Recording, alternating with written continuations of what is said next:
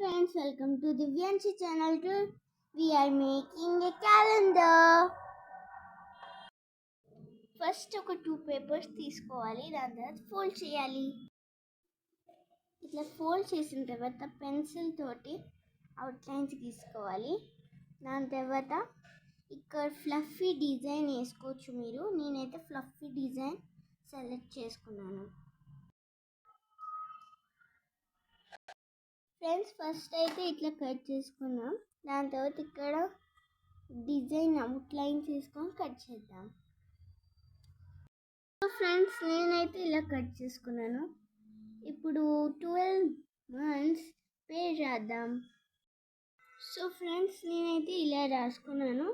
మీకు కావాలంటే కర్సీలో రాయొచ్చు, లూసీ హ్యాండ్ రైటింగ్లో రాయొచ్చు, మీ నచ్చిన హ్యాండ్ రైటింగ్లో రాసుకోవచ్చు. ఫ్రెండ్స్, నేనైతే అన్నీ రాసుకున్నాను. ఫ్రెండ్స్, ఇలా రాసుకున్నాను.